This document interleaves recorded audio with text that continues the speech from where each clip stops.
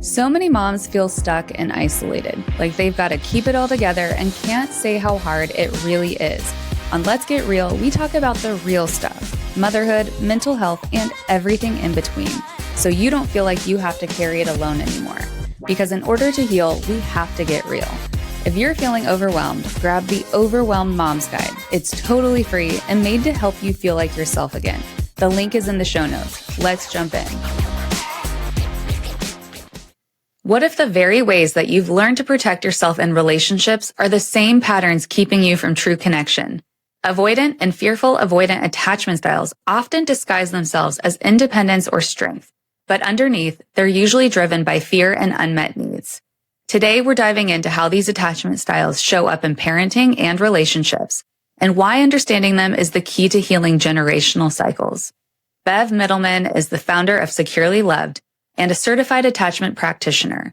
After growing up in a chaotic and unpredictable home herself, she has spent over 25 years helping people better understand their attachment patterns so they can heal, connect, and thrive in their relationships. She combines her professional expertise with her personal story, making these concepts both relatable and deeply practical. Bev, thank you for being here today. I am so excited to get to have a second conversation with you on attachment style, but today we're going to dive deeper into avoidant and possibly the fearful avoidant attachment style, so I cannot wait. I'm so happy to be here. Thank you. Yeah, the avoidant is a super interesting topic. Yeah. Oh my gosh. Okay. So to kick us off, why do you think that it is so important for moms to understand avoidant and fearful avoidant attachment? And what are some of the ways that they might notice how it shows up in their parenting? Yes, that's a great place to start. I'm going to step back and say that I think, if I had my choice, we would be teaching this in schools, meaning I think everyone should know their own attachment style, and understand the different types of attachment styles so they can best navigate and have harmonious relationships with not only themselves, but their friends, their colleagues, their family members, and also their romantic partners, right? Because that's where attachment styles really come in to play. And of course, attachment styles are very important when we talk about parenting, because what we do, our thinking, our emotional patterns, our behaviors largely impact our kids and also forming their attachment style, right? So every parent will say, I want the best for my child.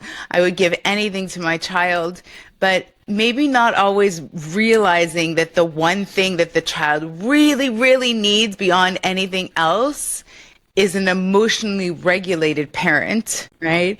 And someone who is predictable and safe. And wow. if you can if you can present yourself as a parent who is predictable and safe, that child has the best chance to grow up with a secure attachment and have an easier time at life, have a good sense of, self-esteem, be able to connect with other people in a loving and harmonious way, in meaningful ways, will be able to manage all of the life's up and downs, right? Because life throws you so much stuff. Right? And the people who do the best are the ones who are able to manage and regulate their emotions.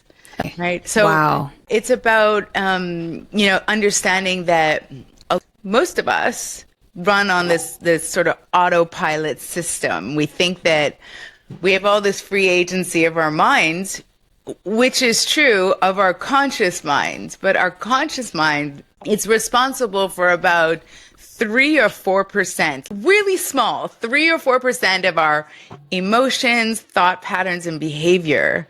So we're actually guided as human beings by our subconscious mind predominantly. And we are not aware of what is in our subconscious mind. But the stuff that we're talking about today, those patterns, that's what's in your subconscious mind. So it's so powerful to understand these and work towards changing them, because that's really where the real change happens. Yeah, because then operating from the subconscious, if we aren't aware of it, we are constantly reacting and we find ourselves then after the fact being like, why did I do this? And we beat ourselves up and we shame ourselves, all these things. So just kind of what you're saying with the difference between the conscious and the subconscious, which is why this work is so powerful.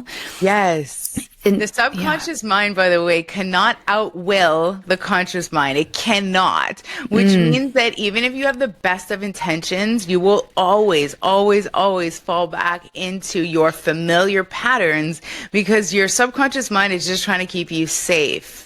And what is safe to your subconscious mind? The stuff I already know, that I'm familiar with. So even though it might not be the right thing for me, for example, choosing the wrong type of partner over and over and over, right? I could have a conversation with a friend and go, I know I'm not dating wisely. I'm choosing the wrong person. But I keep doing it, right? And people are baffled by this. It's because you're falling back into those familiar patterns. Right.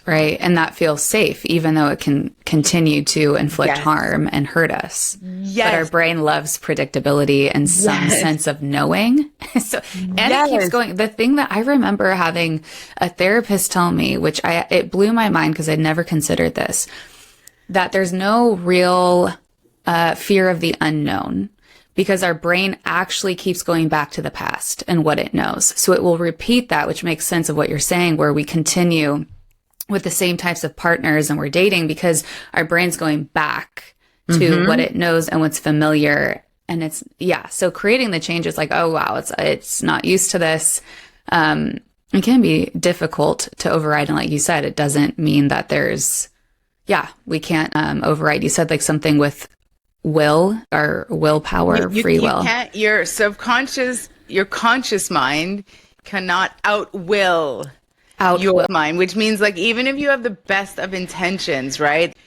Tomorrow I'm going to start dating differently and picking different people, or tomorrow I'm going to go to the gym, or tomorrow I'm going to stop drinking so much or whatnot. If there is a pattern that is driving your behavior that's lodged in the subconscious, etched in the subconscious, that will always carry greater strength. Okay. And it'll always pull you towards what's familiar. And again, it depends on why those patterns exist. A lot of our patterns serve a purpose, or they've developed as a way for us to stay safe or to numb out, depending on what type of scenario we are in. So if the brain still thinks that these patterns are useful, they're not going to let them go. Right. This is why it's so difficult to beat some of these habits that we talked about. But I want to pick up on something really astute that you just said. Okay. You said the brain loves predictability. Yes. You know who else loves predictability? The brains of little children. Oh my gosh, that's so good. So, right? Yeah. So you're like, okay, the brain loves predictability. Yes. The little children and their little brains, they love predictability. So when you are unpredictable or you are emotionally volatile as a parent, that is scary to them. Yes. Right. And then it can lead to them trying to figure out how to cope to stay safe without being able to come to you and rely on you. And something that you had said a little bit earlier was how life is unpredictable. But even though life is unpredictable, our kids need us to be predictable, and how the emotion regulation comes into helping create consistency and predictability. Can you explain a little bit more what that is, what it looks like, and why? Well, so the brain, our minds are very adaptable in terms of dealing in all sorts of stressors that life are going to present us, right? We all deal with financial stresses or health issues or deaths in the family, marriages that break up, or we all deal with a whole myriad of things. And our brain is able to handle that for the most part. Where we really get stuck is when we are presented with having to deal with someone who is malevolent. So someone who means us harm. That is incredibly traumatic. And or dealing with things that are relatively traumatic and being left alone, unsupported, dismissed, no one there to help you, gaslit. Those are the situations whereby we as humans have the hardest time dealing with that. So it's not so much the trauma themselves. People say like the word trauma is overused. Like a traumatic event is really something that happens probably 2 or 3 times in someone's lifetime. Something that is really out of the ordinary, very big in impact, strong emotions. And many people, for example, let's use a car accident. You know, they'll endure a car accident and they will not develop PTSD, or it's something terrible that they experience. But if they're surrounded by friends and family while they're healing and they feel supported, they will do so much better on the emotional, mental recovery piece of that than if they're left alone. Oh my gosh, that's wild to think about. Wild to think about. Yeah, it is. Yeah. I'm thinking of how the need, right? Just kind of the picture you're painting, whether it's a car accident or other some big, scary, wild event that can be life altering in some way, shape, or form. How we are searching for, like, what just our brain is needing some kind of sense of stability.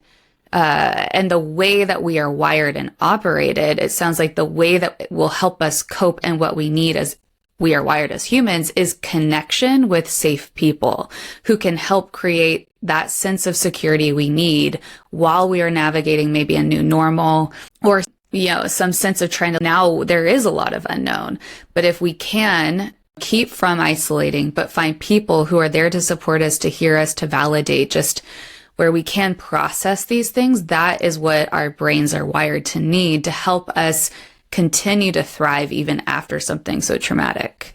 Absolutely. Yeah. What very well said. I'll share with you a very interesting story. I'm working with a client right now, and she has vivid memories of being a very young girl and in a car accident, and a pretty severe car accident. The only thing that she remembers of that event is being tied in her car seat upside down. The car had flipped over upside down and being alone. Wow. So I don't actually know what transpired. It's possible the parents had gotten out of the car to go get help, or I don't know, but she remembers being alone. That's what her trauma is. She doesn't remember the moment of impact. She doesn't remember anything after that, but she remembers being upside down in the car, trapped. Being trapped is another thing, and alone. And so, you know, she internalized that.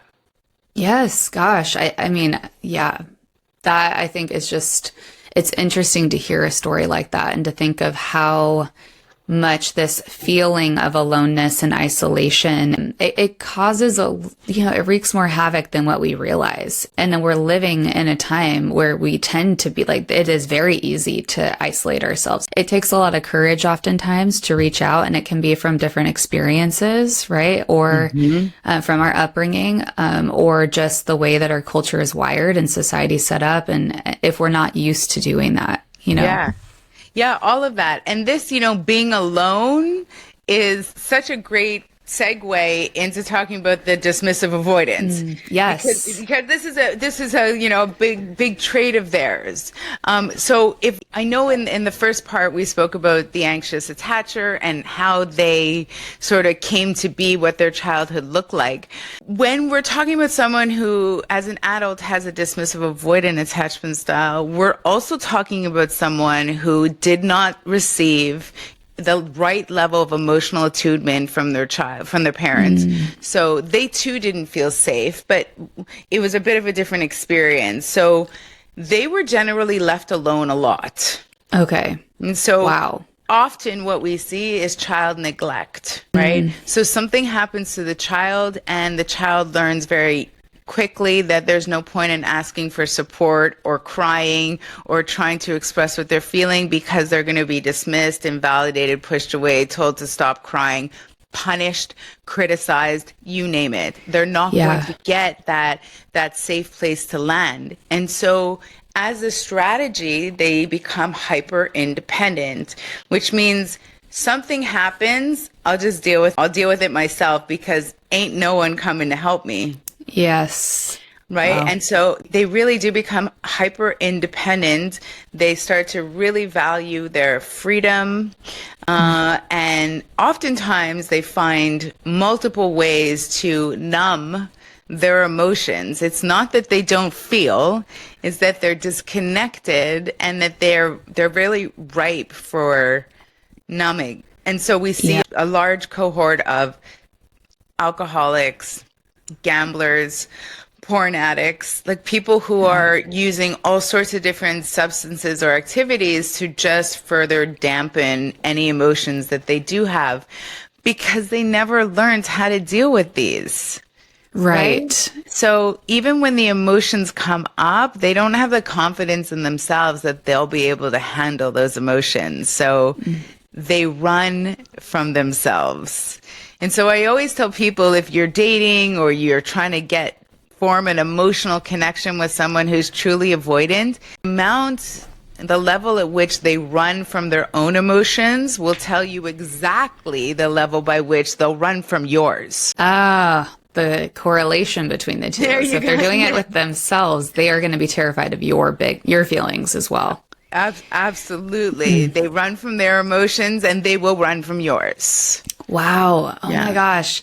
And it's making me think of what you said earlier about being alone, right? How our brains are not wired to have to figure out life on our own and by ourselves. And so then if someone is an avoidant and they're typically left alone, and I kind of want to highlight this too, like you mentioned, it could be physical neglect where they're left alone physically, or emotional neglect where they're not tended to. And so if they are left alone and then these feelings come up, they have nobody to take that to anyone. So again, it's reinforcing, I'm on my own, I'm alone in this. It's too painful to feel and carry by myself. So I'm going to figure out how to cope and deal and just really not feel because it's too much, is what I'm hearing. Yeah, that's the classic dismissive avoidance. Now, there are some people, we see this commonly, for example, with men who have overly smothering mothers. It's the opposite. So I always say that when we operate in extremes, this is where we come out with people who have problems with regulation. Because balance is always the key. So we see lots of situations where men grow up and they were smothered by their mother. So they weren't actually neglected, but they were smothered. And so the child also learns in that case that love isn't safe. Love requires too much of myself. I have to give everything away to someone else. It's burdensome. It doesn't feel good. And so they grow into adults and they go, I'm not doing that again. Yeah. So they want to keep an arm's distance in that sense. That sense, they just don't, they look at becoming emotionally close to someone as just being all consuming. And controlled, probably, I would think. Controlled and smothered. Yeah. And so these are not things that they want to engage in. And so these folks are very, very slow to enter into a relationship. It's not that they don't want love and connection. Most people do. Yeah. But they're afraid about what that means. What's the trade-off? What do you need from me? And so they have certain patterns. If they were to enter into a romantic relationship, they have some sort of unwritten expectations. And one of them for the dismissive avoidant is, I'm me, you're you have a problem, you'll take care of it, and then come to me. Don't come to me to solve your problems, but the dismissive avoidant never had anyone helping them. I see. Wow. Yes. And so kind of like it's difficult for them to understand the idea of co-regulation. That doesn't exist for them, right? So it's like, and I've seen this over and over. Let's say a man is with his girlfriend and his girlfriend is upset. The man just sort of sits there. He doesn't know what to do. He doesn't know how to show comfort or help her co-regulate. His processing is, I see that she's upset. I'm sorry she's upset, but she'll get over it and then we will move on. He's not a part of the equation. So is it almost like, do you see them freeze a lot of times where they get like, Like, I don't know what to do. Like freeze or fix. Freezing is actually more common of the fearful avoidant that we're going to talk into. It's not that they don't freeze; they actually avoid. So it's more the flight. Okay. It's more the flight. Whereas the people pleaser, the anxious preoccupied, that's the fawning, right? The fawning actually means people pleasing. So, you know, what's interesting about the dismissive avoidance is they're very good with their boundaries. Very, very good. Generally, that's out of the 4 styles, they're the strongest in that sense. So if you try to make plans with them, let's say you're dating them casually and you say, hey, do you want to hang out on Tuesday night? They'll say to you something like, sure, but I have an early night, so you need to leave by 10. They're direct. That's so funny. Yeah. Yeah. And they don't give away more of themselves that they want to. They don't feel that burden to say, I'm going to bend myself, contort myself to make you happy. Fine. You want to come over, but you're coming to me and you need to leave by 10. You don't like it? Don't come over. Yeah. So they don't really have much of a problem. They don't feel the sting of like, I need this person to like me to stay in my life as much. They don't care. Yeah. They really don't care because they learned that I can't depend on anyone. Right? So they don't need anyone in their life for emotional, release or comfort. Whereas the person who's anxious, preoccupied is heavily reliant on other people to help them regulate their nervous system. I see. Yeah. The person who's dismissive avoidant much, much, much prefers to be alone. Okay. They need a lot of alone time to regulate their own system, downtime. They often have a series of habits or rituals that they engage in that people don't even know about. It's just for them to relax. They might spend hours playing a particular video game that you had no idea that they play. It's really, they need their own time. So it's like the quintessential sort of like man cave. I'm going off here. I'm going to do my thing. And, we talk about often like, women being anxious, preoccupied and men being dismissive, avoidant. But to be clear to your audience, attachment styles are not gendered. Yes. Right. So, that's a good point. Yeah, they're not. And so what's interesting, and I'll share with you, is that I'm fearful avoidant, far more avoidant. Being in this field, I've now worked to get myself much closer to a secure attachment style, but I spent a good part of my life in the dismissive avoidant camp. So, and I'm a woman, so that it happens. Yeah, and it happens to the same degree. It's really, we seem to have this trope that goes around that it's like the anxious woman who always wants more and the dismissive, avoidant man who's always pulling back, trying to take space. But that's just one version of the story. Right. That's such a great point, and I'm glad you brought that up because it's kind of what I'm thinking of is it's like a cause and effect, right? So you can't necessarily predict what kids will turn out to be specific to, it depends on, I would imagine, you can speak to this, their temperament, their parts of how they're wired and their environment, their upbringing. But you can kind of see the cause and effect is what I'm thinking of with these patterns, because it's a patterned situation that comes out of these experiences and the relationships with our caregiver. And then us as a caregiver to our kids, these attachment styles, these patterns get shaped in them. So it I would think it's kind of like a multi-layered effect of multiple components that contribute to whether someone will actually be, secure in their attachment style or the pleaser or the avoidant or the fearful avoidant. It just, I think, would depend on many aspects, but you are the expert in this, so I would love to hear a little bit more of your thoughts. You have a real solid understanding of this, right? Let's not gloss over that. Everything that you have mentioned is absolutely accurate. So humans are nuanced. It's not just one thing that's going to shape us into our personalities, traits, and our behavior. So the conditioning, the socialization, and then our experiences, because attachment styles are actually learned behavior, right? So, interesting. Yeah, it's sort of like you imagine that you take a baby is just born. Imagine it's a blank slate. So what you expose it to in that time period is what gets etched into their minds. And one out of the millions of things that get etched into a child's mind when they're first born, like 0 to 5, right? That's when we see the most growth, is how do I give and receive love in this world? How do I connect with others? Is it safe to connect with others? How do I put words to some of the sensations or things that I'm feeling in my body, right? If I'm angry, if I'm joyful, if I'm prideful, if I'm feeling silly, we have all these sensations in our body that give us indications of things. And for the most part, we don't learn to connect those sensations in our body to emotions and then be able to verbalize those emotions. So this is the stuff I wish they taught.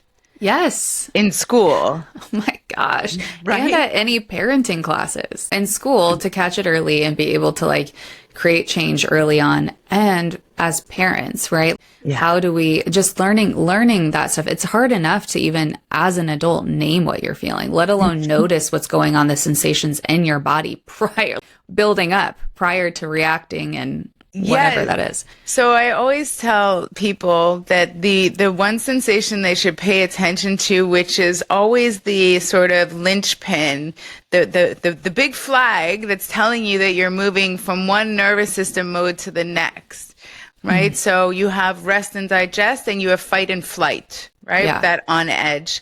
The first signal that comes up emotionally when you're about to move into fight or flight is irritability. So the minute you start going, ugh, I am just on my last, my last, patience, or right? Like I'm if something else goes wrong today, I'm going to lose it. That level of irritability tells you that you're sort of really close. Pay attention to that.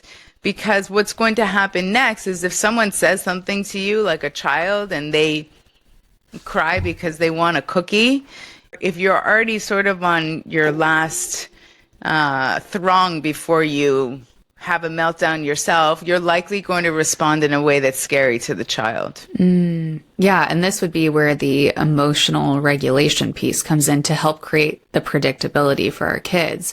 Yeah. So what then, when you work with clients, do you typically help them with? And what does that emotion regulation look like, especially when you don't have a huge chunk of time, right? So, time is a factor, but really emotional regulation is about understanding first of all, listening to your body. A lot of us have been in some way taught to sort of ignore things. Your body speaks to you in all sorts of ways. So what I do is when a client is discussing or they're saying, you know what, I'm really angry that this happened, I'll always say, where do you feel anger in your body? And they'll say, I don't know. And I close your eyes. Where do you feel it? Does your chest feel tight? Do you feel a little dizzy? Do like your toes start to curl? Do you feel like you just want to throw up? Where are you feeling it? And there is always a feeling, right, that we associate it to, but you have to connect it.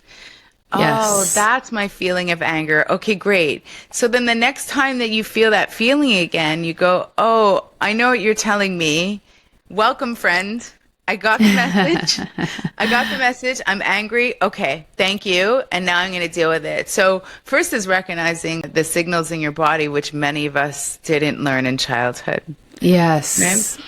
And then recognizing that there's nothing wrong with emotions. As humans, our society tends to ascribe different, I would say, attributes to emotions. This is good. This is bad. This is allowed. This is not for boys. I mean, this is all made up. Yeah. We have a range of emotions that we all feel to various degrees, and emotions are there to give us input. Even anger is probably your most important emotion. Yeah. Now, I'm not talking about rage. I'm talking about anger, right? So anger meaning, you're feeling uncomfortable because maybe you've been disrespected or someone has crossed your boundary, but it doesn't feel right. Yes. And that's important, right? And then the next step is to, okay, we're talking about dealing with things in a different way. I hear all the time people talk about that they're in therapy and they're doing the work, and so few people know what doing the work actually means. And because I think I think it means something different for different people. But how I define doing the work is you are presented with a situation, and now you're going to specifically name it, be aware, and react in a way that you wouldn't react the day before or the week before. You're going to purposely react in a different way, utilizing a different set of skills. So to me, because that's really hard. Yes. And you're now, working at something completely different. Right. And so the work is to fight against those patterns and your go-to methods that have always kept you safe, right? So if someone shouts at you, you might have a very strong, your patterning might say, yell back, right? Yes. And so your whole life, if someone yelled at you, you would yell louder. Right. The work is to fight that. And to come up with a better way to handle the situation, to keep your nervous system regulated, and to try to keep yourself, recognize that you can remain emotionally safe without moving yourself into fight or flight. Oh my gosh, yeah. I'm so glad that you're defining what the work it actually is, because sometimes we can think like, oh, well, I'm talking about it to a therapist, but it's actually in the day-to-day where some of the awareness, the revelations you might have, and you can actually apply it throughout your day and that's where the change is happening. But it takes effort and it takes work to create the changes and to approach it, respond, do it different. And I haven't really heard anyone define what the work is. So I'm really glad that you mentioned this. The other thing that you had just said that really resonated with me was about emotions and naming our emotions. And then how you've said, like, it's a signal, right? It's actually trying to communicate something to us. And I know for myself and many friends that I've talked to, it's easy to feel like emotions are quote unquote wrong. And then we shame ourselves for feeling something, or we try to suppress it and dismiss it, shove it down, because we don't really know what to do with them. We don't understand that they're actually trying to communicate and tell us something. So then we get stuck in these cyclical patterns of this continuing to come up again, because we don't, like, feel really guilty and ashamed for feeling angry, right? I'm feeling really angry and irritated right now, but I shouldn't feel that way. I should be able to contain myself, but then we blow up, right? Because we don't know what to do with the anger. We don't know how that can actually be trying to tell us something really helpful that will create the change we desperately need. And we are in our culture, we're not taught that. So yeah, such great points. In fact, our culture, we are taught exactly what you've just described, especially as women, because when it comes to anger as an emotion, there is a huge gender divide in terms of our socialization in today's world. So it is somewhat acceptable for men to show anger, pride, like it's limited, the emotions that we afford men, right? That's true. Women are afforded to feel all sorts of emotions except anger. Anger's not ladylike, so we need to push it away, we need to shame it. But I have to tell you, the reason that you shame yourself or you say I shouldn't feel anger is because you learned from childhood that it wasn't tolerated in your home. Right. So you either would have been punished, criticized, dismissed, invalidated, something to that regard, or outright said, put a smile on your face type of thing.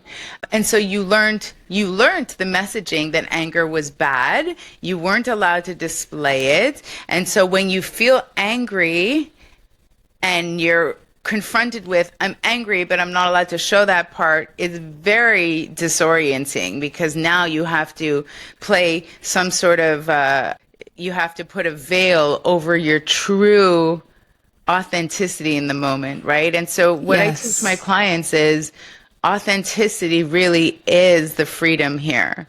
So that word that you use, I know I shouldn't feel this way. I actually don't let my clients use the word should.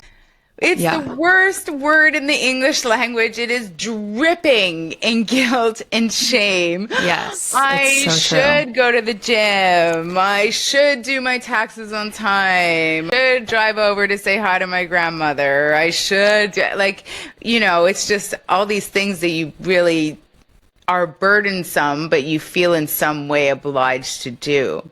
Yes. I know, but if you liberate yourself from all of the shoulds in the world, including the I shouldn't feel angry, that is crazy. Of course you should feel angry. There's a purpose for that. There's a reason for that. What you do with it is another story. So if you use it as a cue, and, there's nothing wrong if your child walks into the room and says, Mommy, can we talk? If you're angry in the moment, you say, I'd love to talk to you. I need 20 minutes to myself. I'm angry and I just want this to pass before we have a meaningful conversation. Yeah. Wow. Yeah, what's wrong with that, right? Right. It's acknowledging it and also saying what you need and being like, I will come back and revisit this with you. But and I just love that because it's naming what we're feeling, saying this is what we need. And it's teaching our kids that it's okay. And I will circle back. I will come back to you about what you were coming to me for. I really love that. Yeah. So with this topic of anger, it's so true. Just like what you're saying of learning these things early on, of just having to shut it down, slap a smile on. I shouldn't feel angry about this because it was uncomfortable for my parents in some degree of whatever it was that they experienced. Probably for your father. Yes. How did I know? Exactly. Well, it's so interesting as I've been like peeling back the layers. It's been at least, 2 or 3 years now of like really diving in, I guess a little more than that, but just with emotions and trying like finding resources and places that I could better understand what they are, why I'm feeling this way. So with anger, one of the things I've learned that the gift of anger, one of the gifts is passion. And I noticed this was about a year ago. So I was in a workshop where we were doing some story work. So we brought in a story that was where it's kind of more fragmented and confusing. And so we share the story. So anyways, I noticed that when somebody else was sharing their story and it was just kind of about like some harm done and whatnot, I could feel the anger come up in me because there was so much injustice in her story, right? And I didn't realize, because immediately following that, then I noticed it was almost like something would come over me to cool that off. It was like pouring water on the fire of passion that this anger was coming up, being like, oh, nope, not safe to feel. We don't feel that. And then it was like pouring water to try and like cool it off. And so just noticing that was really big to then be like, but this is actually a really good thing because what happened to this person was so wrong and that never should have happened. And so it's okay to feel the passion and be like, I actually don't want that for anybody.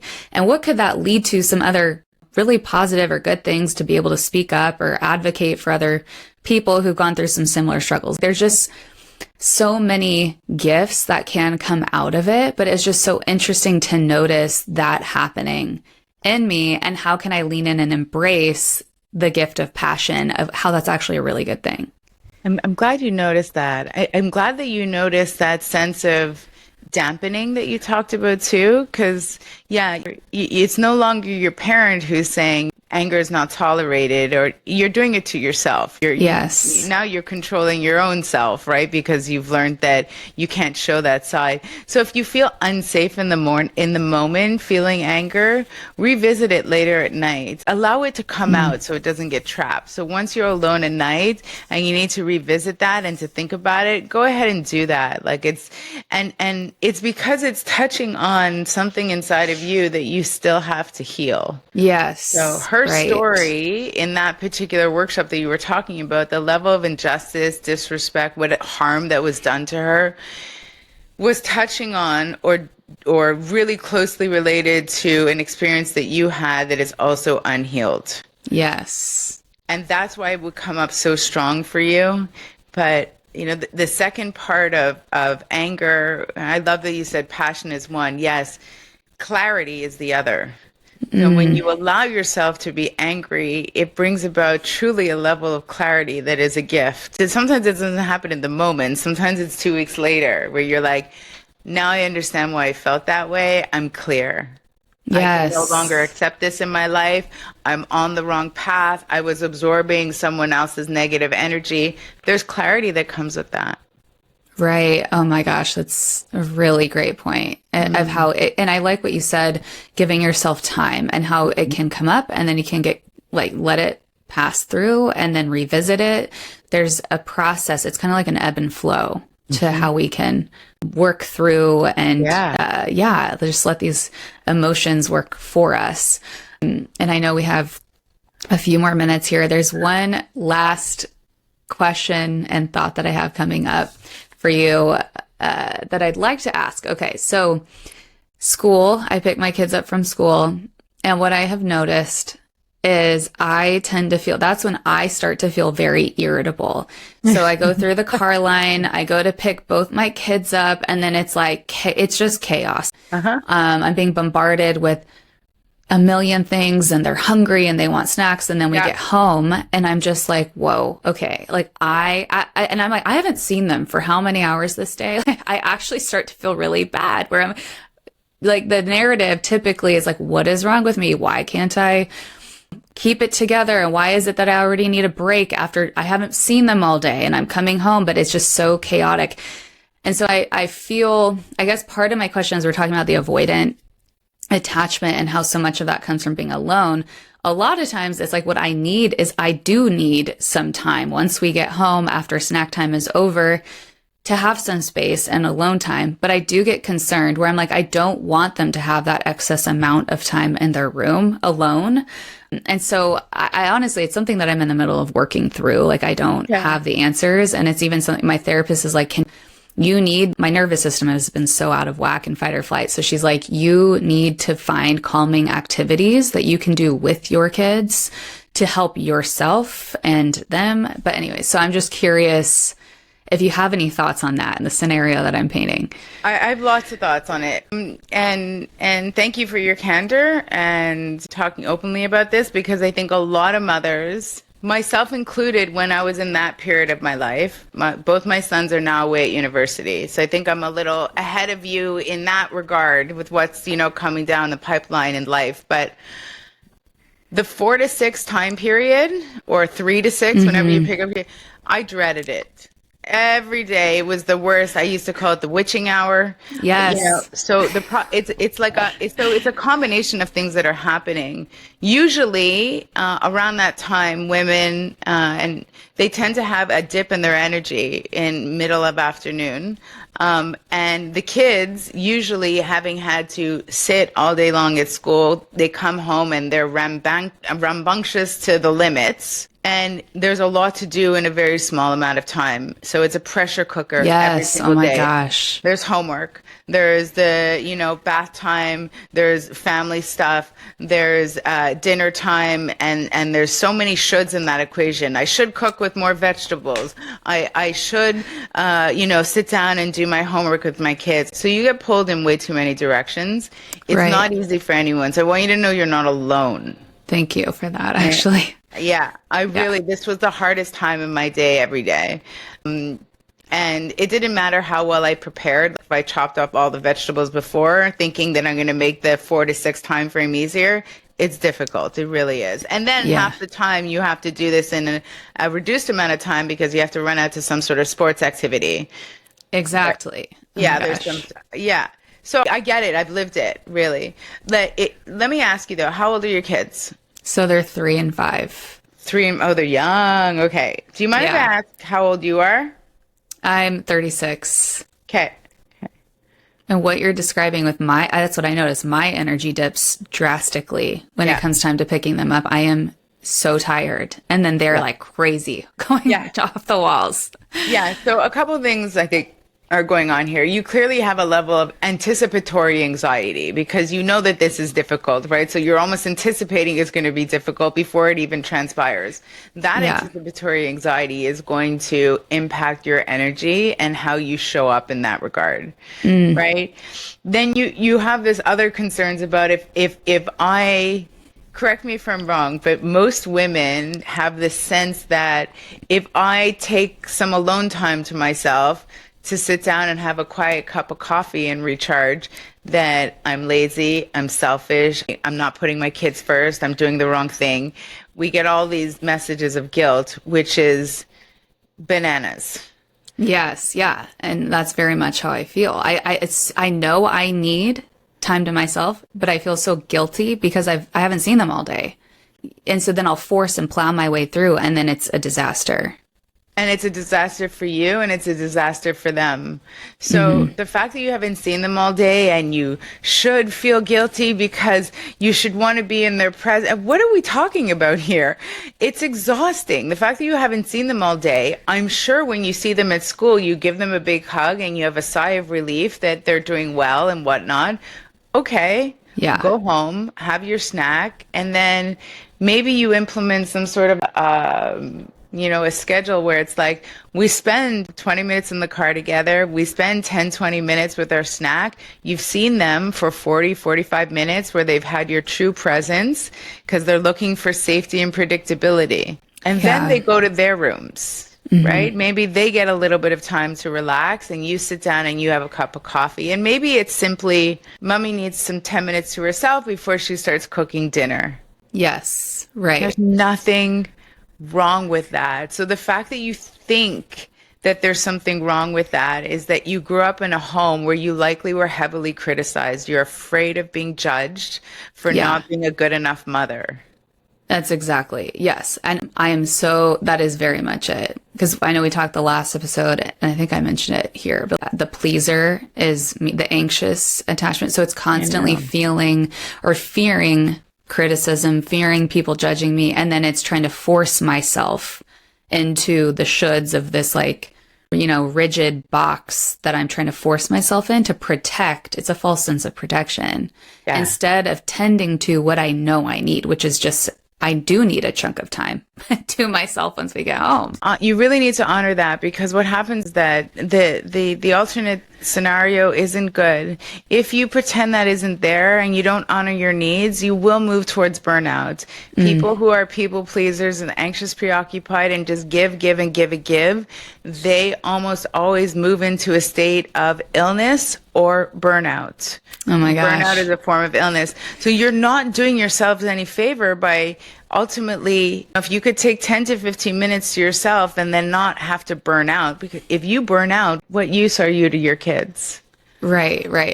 And far more damage will be done than if I just am okay with taking 10 to 15 minutes to myself. So it's just interesting because I do find constantly and it's because of trying to heal this attachment style that I have, the constant inner warring as I'm trying to create the change and move forward and be like, how do I go about tending to these very real needs while still working out and wrestling with those beliefs and the struggles of, what if keep me in bound up.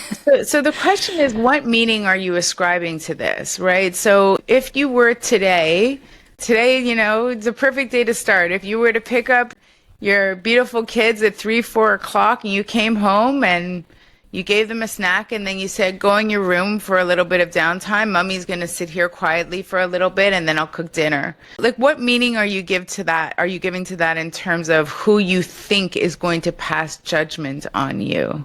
Yeah, it's almost like the belief of what a quote unquote good mom does, right? And it's assigning this sense of, am I like a good mom if I do that? And if I do have this time away, am I harming my kids?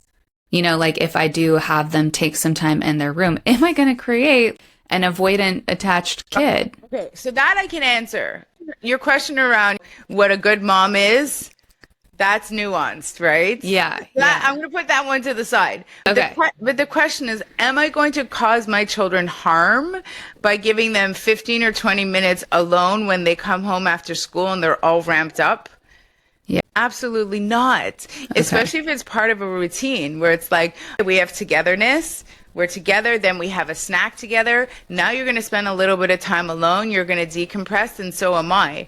That's actually beautiful. You're teaching them that we can be together harmoniously, and you could also be comfortable alone.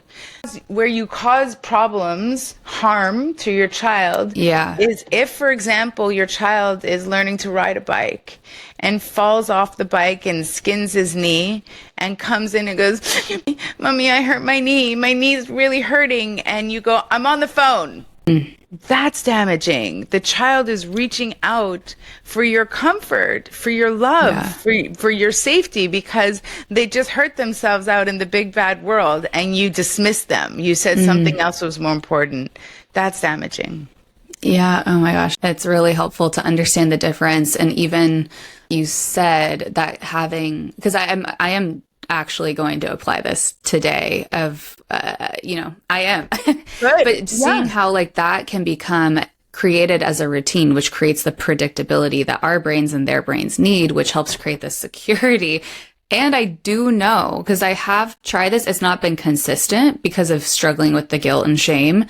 But those few times I have done this, I am able to show up with far more patience. I feel so much better. I'm not angry and just so short fused. So I do know it will help me, but it's helpful to be reminded and to hear this, because these are, it's just the questions that have been circulating in my head. So thank you. Especially, of course, especially if you normalize it and you make it a part of a routine. It's not like your kid stole a cookie when you weren't looking and you're like, "Go to your room." That's a punishment. Like, first of all, using your room as a punishment is a bad move. Yeah. Like that's just don't make the child's bedroom their punishment area, right? It's not.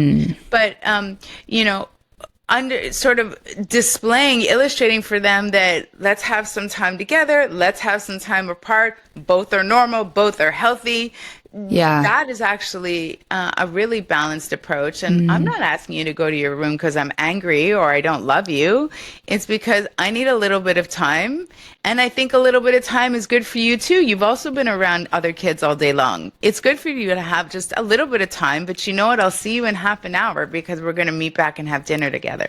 Yes. Oh my gosh. Bev, this is so good. I mean, I know I'm like, oh my gosh, I've had multiple questions answered and clarity, which is just honestly, it's helped to increase more confidence to be able to make these changes and like addressing, knowing like these are needs of mine that I've been struggling with. And to be able to talk and like work through this stuff, I'm like, okay, no, I do have a lot more confidence to understand the parameters, what is actually going on, what am I creating, what is actually harmful and damaging, what is not. Like, this has been tremendously helpful. So I just, oh my gosh, I cannot thank you enough, because I was already very excited to get to talk to you again about this. And like, it was neat. I didn't know where the conversation would unfold. And I'm just super grateful for what we got to talk about today. You're very sweet. And I mean, I can tell just the amount of the thoughtfulness to your questions and how much you care about your children's mental well-being and their health, that you are a terrific mother. I think some of these things that are pulling on your heartstrings, like the guiltiness and the shoulds, I think you will do yourself a favor to release some of that. Even if it's just one at a time, for sure. One at a time. And again, if you take a look at what it is that we talk about as a securely attached person, and what we all describe as sort of the person, the emotionally mature, secure person, emotionally regulated person that we want our romantic partners to be, they are people who can be harmonious and do well in a group or in a couple. They also don't mind spending time alone. They understand, right?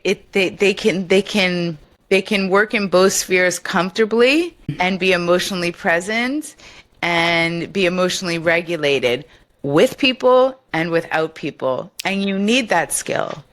That's so good. Yes, it's so true. It's a great parallel to see in our kids, for ourselves, and in our romantic relationships. Wow, Bev, thank you so much for today. And as we are just going to wrap up, where can people find you to connect with you and learn more? Thank you. So my company is called Securely Loved. There's a group of us practitioners that work in the area of relationship and attachment trauma. We all have different subspecialties. I tend to work a lot with women in their 40s, 50s, 60s who are going through their menopause years. That's a subspecialty of mine, menopause, because, the first changes that we see with menopause really have to do with mental health. Everyone thinks it's hot flashes, and it's not what it is. So, that I tend to work with those people, but I have, other practitioners that work with those who have, for example, issues with neurodivergence or addiction, so there's a bunch of us. We are also on YouTube. I've been working to put out a bunch of free videos to get some of this out into the public domain, because I think people should have access to this information. Our YouTube is Securely Loved. And we're also on Instagram. It's securely_loved. And if you're interested, people seem to really like our attachment quiz. So you can go to securelyloved.com. There's a free attachment quiz. You answer a couple questions, and it sort of places you along the continuum to tell you if you're leaning more anxious, more avoidant, or maybe secure. So people like to start there. Oh, that's amazing. I'm so glad that you even mentioned that at the end, because it is helpful to know what your attachment is. And how then you know how to heal from that, how that impacts your kids. That's so awesome. Oh my gosh. Wow. Well, thank you so much, Bev. I really have enjoyed this conversation. And if this conversation has resonated with you, please share it with a friend who needs to hear it. Thank you so much for listening, friend. I cannot wait to talk with you next time. Thank you. Thanks for listening to Let's Get Real. If you've been feeling stretched thin, stuck in survival mode, or like you've lost yourself in motherhood, I made something just for you. It's called the Overwhelmed Mom's Guide, and it's totally free. Inside, I walk you through simple steps to help you reconnect with who you are, find a bit more breathing room in your day, and start to feel like you again. You can grab it now. Just click the link in the show notes. You don't have to keep doing this alone. Let's take the next step together.